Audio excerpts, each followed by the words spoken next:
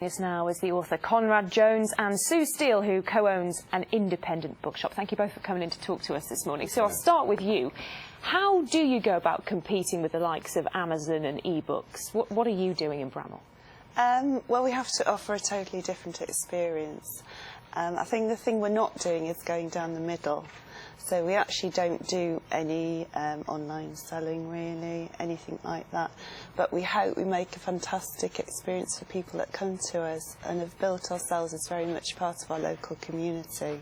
How are you doing? How's business? It's okay, actually. Yes, I think we're holding our own.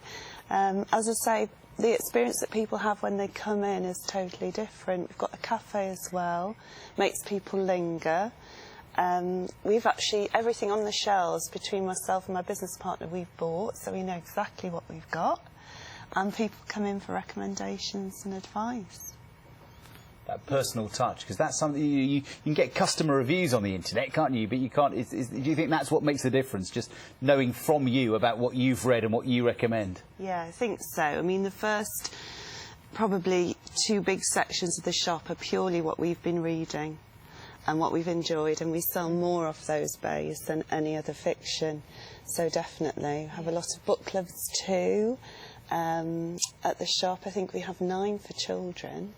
And we have 5 adult book clubs, so you're getting recommendations from other people as well. Well, it's good to hear that your business is flourishing, but Conrad, they are in decline, independent bookshops, what we've been told. But is that a good thing for you? You found that you sell many more copies of your books as e-books and on the internet as you ever would if they were in bookshops. 98% of my sales are electronic. You know, 98%. 98% of my sales, and you know, it all comes down to economy. You know, I'm traditionally published and self-published. Now, my paperbacks via a publisher on the high street, I'll get 8 pence of £8.99, which the customer pays for that book. Whereas online, the digital file's £1.99, the reader saves £7. I get £1.30, so I can actually make a living as a writer, you know, without using the traditional model, you know, which has gone. I love paperbacks, I love books. But I also used to love my vinyl record collection, you know, but now I don't have a turntable in the house to listen to those things, you know, and the traditional model hasn't kept up with the way things are going online, and so there's been casualties. You know, and as an example, I did an online promotion in November and did 55,000 downloads in 48 hours. Now, there isn't a bookstore in this country or a publisher in this country which could give me that kind of exposure. I'm trying to work out how much money you made from that. So what, I mean, he's sort of suggesting that books are kind of becoming obsolete as the future goes. I mean, do you think there's merit in that? I think there's a place for both. People are going to do both, aren't they? We know that they're downloading books and e-books, and there's Amazon to compete with.